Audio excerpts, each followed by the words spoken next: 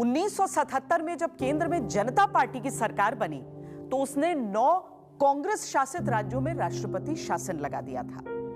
1980 में जब केंद्र में कांग्रेस की वापसी हुई तो उसने 9 गैर कांग्रेस शासित राज्यों में राष्ट्रपति शासन लगा दिया। इन राज्यों में बिहार भी शामिल था। जब बिहार में चुनाव हुए तो कांग्रेस ने बहुमत हासिल कर लिया। जगन्नाथ मिश्र मुख्यमंत्री बने।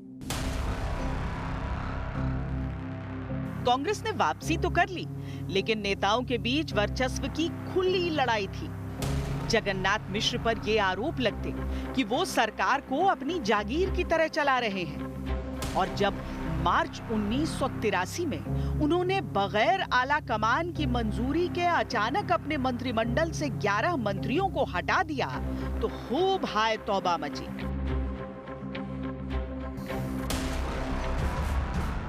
पांच महीने बाद मिश्र को हटाकर उनकी जगह चंद्रशेखर सिंह को सीएम बना दिया गया। लेकिन राज्य कांग्रेस में मनमुटाव कम नहीं हुआ।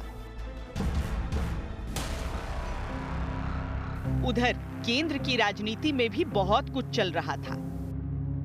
1984 में इंदिरा गांधी की हत्या से सियासी अंधकार था।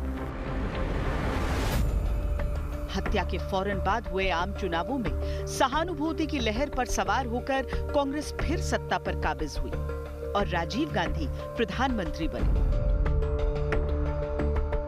कांग्रेस थोड़ी और भी स्पेशल थी 80 के बाद की कांग्रेस, क्योंकि उसमें कई किस्म के घालमेल हुए थे। एक जनता लहर ने कांग्रेस को धो दिया था और उसके बाद इंदिरा गांधी ने अपने हिसाब से कांग्रेस को चुनी थी। इंदिरा गांधी अंदर से इनसिक्योर अपने को फील करती थी, तो उसमें ये भी हुआ कि किसी कांग्रेसी चीफ मिनिस्टर को वो ज़्यादा जमने नहीं देती थी। तो जगन्नाथ मिश्रा को बार बार उखाड़ने पछाड़ने की कोशिश हुई, लेकिन पार्टी के मास बेस में और लीडर के बीच में गैप बड़ा आया और उसकी वजह जगन्नाथ मिश्रा को किनारे करना ही था। लगातार उनको किनारे कर जो हो नहीं पाया कांग्रेस से, और उसी चक्कर में कांग्रेस काफ़ी कमज़ोर हो गई। बिहार में भी कांग्रेस ने कुछ और मजबूती से वापसी की। आंतरिक कलह और भ्रष्टाचार के आरोपों के बीच बिहार में नेतृत्व बदलता रहा। 3 साल के लिए सीएम रहे बिंदेश्वरी दुबे, लगभग 1 साल भगवत झा आजाद, 9 महीने सत्येंद्र नारायण सिंह और आखिर के 3 महीने जगन्नाथ मिश्र। इस बीच प्रदेश में विपक्ष की स्थिति भी बदल रही थी। कर्पूरी ठाकुर विपक्ष के नेता थे, लेकिन निर्विवाद नहीं। भीषण जातीय विभाजन की लकीरें कुछ ऐसी थीं कि यादव नेताओं को कर्पूरी ठाकुर मंजूर नहीं थे। बहुत चालाक थे, चालाक धूर्त की हद तक कहना होगा, तभी उनकी लीडरशिप बन पाई। क्योंकि बिहार में जिस किस्म का जाति का पोलराइजेशन था और समाजवादी आंदोलन में खास तौर से अगड़ा पिछड़ा बहुत ही ज़्यादा था, और कर्पूरी जी अगर नेता बने तो उसमें उन्होंने कई दांव पेंच चले। व्यक्तिगत फायदा सत्ता के लिए या कमाई के लिए नहीं किया, लेकिन वो दांव पेंच पर्याप्त चलते थे और बहुत होशियारी से चलते थे। और इतने किस्से हैं उनकी होशियारी के। लालू जी थोड़े अलग बैकग्राउंड से आए थे, अलग उनका पीढ़ी भी अलग थी, तो इसलिए उनका उस तरह से बोलना अपनी जगह वो नई पॉलिटिक्स आने का एक तरह का इंडिकेशन। 1988 में जब कर्पूरी ठाकुर का निधन हुआ तो बिहार में विपक्ष की राजनीति की कोई धुरी ही नहीं रही। तब देवीलाल और शरद यादव ने लालू प्रसाद यादव का नाम तय किया। रघुनाथ झा और कर्पूरी ठाकुर के जब निधन हुआ तो लालू प्रसाद यादव एक ऐसे दिखाई पड़े चेहरा जो कि विपक्ष का नेता उनको खड़ा किया जाए। क्योंकि देखिए वो उस समय बहुत कसमकस लड़ाई चलती थी। कर्पूरी ठाकुर जननायक थे, तो जननायक के पास में आपको कहीं ना कहीं वैसी पकड़, वैसी चमक और वैसी धमक वाले नेता लालू प्रसाद यादव का शुरू से ही यह रहा है कि कनेक्ट करना आम आवाम को। तो वो और जिस विचारधारा के कर्पूरी ठाकुर थे, उसी विचारधारा के कमोबेश लालू प्रसाद यादव भी एक उभरते हुए नेता के रूप में जाने पहचाने जाते थे। तो वही उन पर ही दाव खेलना उचित समझा सब लोगों ने। लालू अब विपक्ष के नेता थे। उसी वक्त पर सत्येंद्र नारायण सिंह के कार्यकाल के दौरान अक्टूबर 1989 में भागलपुर में भयंकर दंगे भड़क गए। 2 महीने तक हिंसा आगजनी चलती रही। हजारों लोगों ने अपनी जान गंवा दी, घर बार गंवा दिए। सत्येंद्र नारायण सिंह को हटाकर कांग्रेस ने जगन्नाथ मिश्र को सीएम बनाया।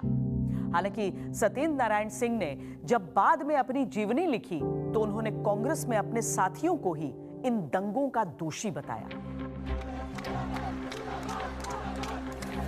एक तरफ इन दंगों के राजनीतिक मायने थे, दूसरी तरफ सामाजिक समीकरण। प्रदेश के मुसलमान कांग्रेस से छिटक गए और कांग्रेस विरोधी लालू में उम्मीद तलाशने लगे। भागलपुर में दंगे होते रहे और वो चलता रहा, उस पर नियंत्रण नहीं था। अंततः मुख्यमंत्री को एक ऑफिसर को, शायद AK सिंह उन दिनों एक अधिकारी थे जो बाद में झारखंड में मुख्य सचिव बने, उनको स्पेशल ऑफिसर बना करके वहां भेजना पड़ा चीजों को कंट्रोल करने के लिए। तब तक भागलपुर दंगे में काफी घटनाएं हो चुकी थी और उसका दाग इतना गहरा था, वह धब्बा इतना गहरा था, वह जख्म इतना प्रभावकारी था कि उसने कांग्रेस की बुनियाद हिला दी और कांग्रेस को खत्म कर दिया। भारत की बड़ी त्रासदियों में भागलपुर का नाम हमेशा शुमार होना चाहिए। इतनी मौतें बेवजह, इतने लोग बेघर हुए, जाड़े की वो रातें, जाड़े के वो दिन मुझे तो कभी नहीं भूलेंगे जब मैं गई थी वहाँ पर। तो कांग्रेस के खिलाफ लोग ज़रूर बोलते थे। केंद्र में एक बार फिर कांग्रेस सत्ता से बेदखल हुई। जनता पार्टी के नेतृत्व में नेशनल फ्रंट की सरकार बनी और VP सिंह प्रधानमंत्री। PM बनते ही उन्होंने मंडल कमीशन के आरक्षण संबंधित सिफारिशों को लागू करने का फैसला कर लिया। पिछड़े वर्ग को हम सरकारी नौकरियों में और पब्लिक सेक्टर में स्थान दें। देश में मानो आग लग गई। मंडल कमीशन का बहुत बड़ा फायदा, यानी JP मूवमेंट से जो लोग राजनीति में आए थे उनको एक बहुत मजबूती प्रदान किया मंडल कमीशन। 67 में जाके पहली बार सम्मिलित सरकारों का दौर शुरू हुआ, यानी कुल मिलाकर के थोड़ा सा एक जिसको कहते हैं पीजेंट्री पार्टी, पीजेंट्री फोर्सेस का उदय होना शुरू हुआ। तो उसके जैसे उत्तर प्रदेश में चरण सिंह थे, बिहार में कर्पूरी ठाकुर, तो इस तरह के फोर्सेस आनी शुरू हुई। लेकिन मंडल ने इन लोगों को एक तरह से और भी इनकी राजनीति को बढ़ाने का एक मौका दिया। बिहार ने इस दौर में अगड़ी और पिछड़ी जातियों के बीच भीषण खूनी संघर्ष देखा। यूं तो 1972 के बाद से ही पिछड़ी जाति के विधायकों की संख्या बिहार विधानसभा में बढ़ने लगी थी, लेकिन 1990 में पहली दफा पिछड़ी जाति के विधायकों की संख्या अगड़ी जाति के विधायकों से अधिक हो गई। 121 सीटों के साथ जनता दल सबसे बड़े दल के रूप में उभरा तो कांग्रेस सिमट गई 71 सीटों पर। 3 लोग वही रामसुंदर दास जी हुए जो सत्येंद्र बाबू के कैंडिडेट थे, और एक रघुनाथ झा कैंडिडेट थे यहाँ से। बाद में शरद यादव बहुत क्लेम करते हैं कि उन्होंने ही बनवाया, लेकिन रघुनाथ झा थे असली कैंडिडेट तो उनके। और रघुनाथ झा बेसिकली चंद्रशेखर के आदमी थे। जो जनता दल की गुटबंदी आप देखेंगे तो वो चंद्रशेखर के साथ के लीडर थे। तो उनके साथ 3 कोने पे लड़ाई होती लगी। उनके पास ज़्यादा वोट नहीं थे, लेकिन क्रूशियल मौके पे जब लगा कि सीधी लड़ाई होगी और क्रूशियल मौके पर लड़ाई हुई तो शरद यादव ने एक तरह का दांव चला, रघुनाथ झा ने वो दांव चला और वो लालू जी के पक्ष में आ गए। तो इससे लालू जी को लीड मिल गई। लालू यादव को उम्मीदवार के तौर पर तत्कालीन उप प्रधानमंत्री देवीलाल का समर्थन हासिल था। VP सिंह रामसुंदर दास का समर्थन कर रहे थे, तो चंद्रशेखर की पसंद थे रघुनाथ झा। उस वक्त लालू प्रसाद यादव की छवि कद्दावर नेता की नहीं थी, बल्कि उन्हें हंसी मजाक के लिए जाना जाता था। ये सब अनऑथराइज्ड मीटिंग है, ऑथराइज्ड मीटिंग अरे बाप रे, रोज हमारा ले जाता है इंटरव्यू। आगे से हम लोग रॉयल्टी लेंगे आप लोग। पर विधायक दल के नेता का चुनाव हुआ तो नीतीश कुमार, जगदानंद सिंह सरीखे युवा विधायकों की टोली उनके समर्थन में रही। लालू को 58 वोट मिले, रामसुंदर दास को 54 और रघुनाथ झा को 14। देवीलाल के कैंडिडेट थे लालू प्रसाद यादव, सॉरी हाँ लालू प्रसाद यादव। तो 3 कैंडिडेट थे। अब सोचिए, प्रधानमंत्री जो दल का मुखिया है वो रामसुंदर दास के बारे में कह चुका था कि ये तो शपथ लेंगे, लेकिन हुआ क्या कि नीतीश जी जो आज बहुत बड़े राइवल हैं, नीतीश जी लालू जी के हनुमान हुआ करते थे, चाणक्य, और ऐसा चक्र चला गया कि तो मैं ये कहता हूँ कि उस समय नीतीश जी ने बहुत बड़ी भूमिका निभाई और लालू विधायक दल के नेता चुने गए। तब तक बिहार में 24 मुख्यमंत्री हो चुके थे, लेकिन श्री कृष्ण बाबू के अलावा कोई भी 5 साल पूरे ही नहीं कर पाया था। लालू प्रसाद यादव को तो गंभीरता से लिया भी नहीं जाता था। सबने कहा लालू ज्यादा दिन नहीं टिकेंगे। तब इंडिया टुडे ने उनका एक इंटरव्यू किया था और उनसे पूछा था कि जनता दल विधायक उनकी आलोचना क्यों करते हैं। लालू ने जवाब दिया कि उनको चाणक्य बनने दीजिए, पाटलिपुत्र में चंद्रगुप्त तो मैं ही हूं। लालू की ये बात सच निकली। राजनीति के दिग्गजों के तमाम विश्लेषण धरे के धरे रह गए। वो न केवल बिहार के मुख्यमंत्री रहे, बल्कि प्रदेश और आने वाले दिनों में देश की राजनीति उनके इर्द गिर्द घूमने लगी। संवाद कायम करने की, बोलचाल की भाषा में लोगों से अपनी बात कह देने की, लोगों को अपने से जोड़ लेने की वो कला उनमें अद्भुत थी। और मुख्यमंत्री बनते ही उन्होंने बहुत कम समय में अपनी बहुत महत्वपूर्ण जगह देश की राजनीति में बना ली, सिर्फ बिहार में ही। मुख्यमंत्री बनते ही लालू प्रसाद यादव ने फैसला किया सार्वजनिक शपथ ग्रहण का। 10 मार्च 1990 को राजभवन नहीं, बल्कि पटना का गांधी मैदान सज धज कर तैयार था। मुट्ठी भर राजनीतिक हस्तियां नहीं, बल्कि बिहार की जनता पहली बार अपने अगुवा की ताजपोशी का साक्षी बनने जा रही थी।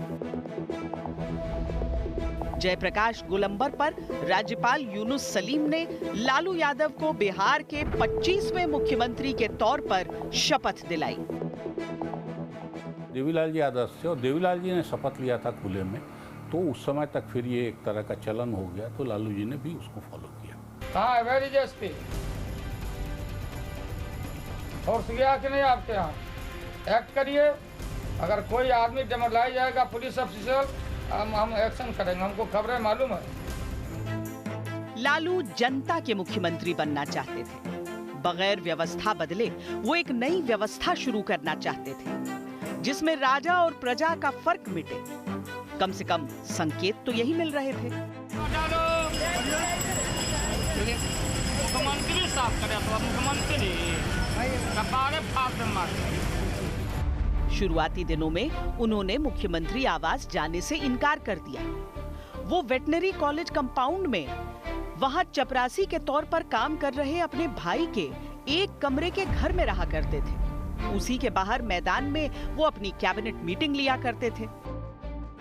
लुंगी पहनना, उसी क्वार्टर में रहना, उसी तरह से खाना पीना, लेकिन धीरे धीरे उनको उसमें मजा आने लगा। वो उसको लगा कि ये दिखाने से और इसका प्रचार करने से हमको कोई पॉलिटिकल फायदा हो रहा है, तो उन्होंने वो करना भी शुरू कर दिया। उसमें देर नहीं लगाई। लीजिए मुकदमा बता दीजिए, लीजिए जनसा बता दीजिए, प्रोत्साहन नीति बताइए, लिखिए। हालांकि कुछ ही महीनों बाद लालू यादव को कामकाज के लिहाज से 1 बेडरूम घर में मुश्किलें आने लगी। वो सरकार द्वारा आवंटित सीएम आवास में शिफ्ट हो गए। फिर भी उन्होंने अपने आवास को जनता के लिए खुला रखा। घर के बाहर लॉन में लोग उनसे मिलने के लिए जुटा करते। नए सीएम में आम आदमी की झलक थी।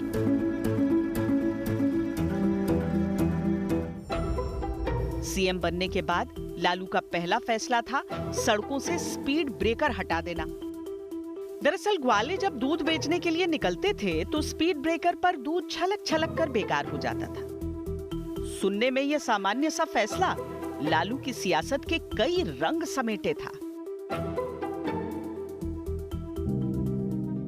मार्च 1990 में लालू प्रसाद यादव मुख्यमंत्री बने और उसी साल सितंबर में अयोध्या में राम मंदिर के निर्माण के लिए लाल कृष्ण आडवाणी रथ यात्रा पर निकले। उस वक्त केंद्र की वीपी सिंह सरकार को बीजेपी का बाहरी समर्थन हासिल था। कहते हैं लालू ने बिहार आने से पहले ही आडवाणी से मुलाकात कर रथ यात्रा न करने की गुजारिश की, लेकिन आडवाणी नहीं माने।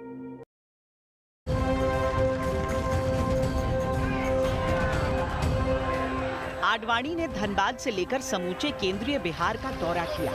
जब रथ यात्रा पटना पहुंची तो जन सैलाब उमड़ आया। कार सेवा करेंगे और मंदिर वहीं बनाएंगे, उसको कौन रोकेगा? कौन सी सरकार रोकने वाली है? आडवाणी की रथ यात्रा पर सांप्रदायिक सौहार्द बिगाड़ने के आरोप लग रहे थे, लेकिन आडवाणी बढ़ती लोकप्रियता के मद्देनजर इसे राजनीतिक विरोधियों का डर बता रहे थे। जब उनका चरित्र परिलक्षित हुआ भारतीय जनता पार्टी का और ये रथ निकालने का काम हुआ और रथ निकाल करके बाबरी मस्जिद को शहादत देने की बात हुई, शिला पूजन की बात हुई, तो मैं तो सरकार में था, हमने परवाह नहीं किया। एक जिस प्रकार से लाल कृष्ण आडवाणी जी की रथ यात्रा को देश भर में और बिहार यूपी में समर्थन मिल रहा था, उससे दोनों घबरा गए थे, मुलायम सिंह भी लालू प्रसाद भी। उनको लगा कि अल्पसंख्यक समाज के वोटों का मसीहा कौन बनता है, तो आडवाणी जी की रथ यात्रा रोकना उनके सियासत का एक अंग बन गया। कहा जाता है उस वक्त प्रधानमंत्री वीपी सिंह यात्रा रोकने के पक्ष में नहीं थे, लेकिन लालू को अपने राज्य में इस रथ यात्रा पर कड़ा ऐतराज था। वो अब आडवाणी के रथ को रोकने की ठोस तैयारी कर चुके थे। मैं इस मंच के माध्यम से पुनः श्री आडवाणी जी से अपील करना चाहता हूं, अपनी यात्रा को स्थगित कर दें। स्थगित करके वो दिल्ली वापस चले जाएं। अगर इंसान ही नहीं रहेगा, इंसान नहीं रहेगा, तो मंदिर में घंटी कौन बजाएगा? हम अपने राज्य में मतलब दंगा फसाद को फैलने नहीं देंगे। आडवाणी जब तक पटना से समस्तीपुर के लिए रवाना हुए, तब तक समस्तीपुर में प्रशासनिक अमला गिरफ्तारी की तैयारी कर चुका था। कौन सा होता है हिंदू? क्या होता है हिंदू? हम भी हिंदू हैं। यह है जात और बिरादरी का देश है। यह है जात और बिरादरी का देश। We were anticipating it. They arrested us at about 3 o'clock at night, took us by helicopter to a distant place and kept us there. Advani ने इस फैसले में वीपी सिंह की मंजूरी देखी। गिरफ्तारी से पहले उन्होंने राष्ट्रपति के नाम चिट्ठी लिखी कि बीजेपी नेशनल फ्रंट की सरकार से अपना समर्थन वापस ले रही है।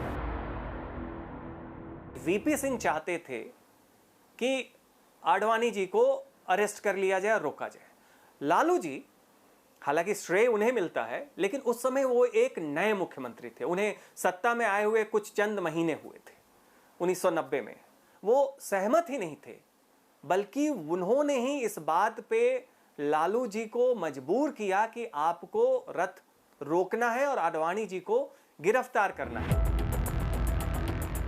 केंद्र में सरकार गिर गई, पर लालू यादव इस बात पर कायम रहे कि रथ रोकना उनका अपना फैसला था। 30 अक्टूबर को उन्होंने सांप्रदायिक सौहार्द बनाए रखने के लिए 12 घंटे का सांकेतिक अनशन भी किया। ये भी सच है कि इसके बाद जब देश सांप्रदायिक दंगों की आग में जला, तो लालू के शासन में बिहार पर आंच तक नहीं आई थी। लालू यादव को ये पता था कि मुलायम जी ने पूरी तैयारी कर रखी है और मुलायम जी ने देवरिया में खाई खुदवा दी थी, तो उनको पता था कि ये अल्टीमेटली देवरिया से आगे ये नहीं जा पाएंगे।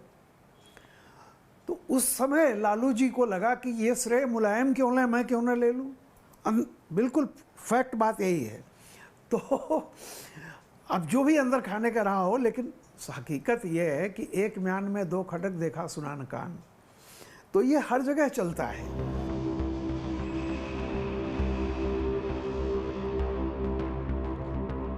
लालू अब तक प्रदेश में पिछड़ों के मसीहा थे। खासकर यादव समुदाय पूरी तरह उनसे मोहित था। अब इस समीकरण में मुसलमान भी जुड़ गए। लालू का ये MY यानी मुस्लिम यादव समीकरण एक ऐसा प्रयोग बना कि सोशल इंजीनियरिंग राजनीतिक हलकों में सबसे फैशनेबल शब्द बन गया। कुछ समीकरण बहुत ओवररेटेड हैं, MY समीकरण भी उसी में एक है, लेकिन तब तक कोई पार्टी नहीं जीतती जब तक कि वो कई जातियों और समूहों का उसमें सम्मिलन न हो, जब तक जुड़ाव न हो।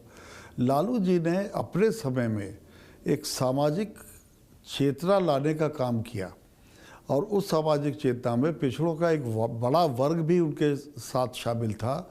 और चूंकि मुस्लिम भी एक तरह से आर्थिक तौर पे पिछड़े थे तो उन्हें लालू जी की बातें पसंद आती थी। पर धीरे धीरे लालू की कार्यशैली में बदलाव आने लगा। सीएम बनने के पहले साल में उन्होंने साइकिल की सवारी की थी ताकि पेट्रोल भी बचे और गरीबों से उनका संपर्क भी बना रहे। पर अब साइकिल की जगह बुलेट प्रूफ कार ने ले ली। सरकारी आवास की आलोचना कर आलीशान मकान वो पहले ही ले चुके थे। कि सत्ता में जाने के बाद मोह छोड़ पाना, व्यक्तिगत लाभ, मित्रों का लाभ, ये सब सारी चीजें, और लोगों को ये लगता है कि सत्ता जब एक बार मिलती है तो लोगों को लगता है कि अब जाएगी नहीं।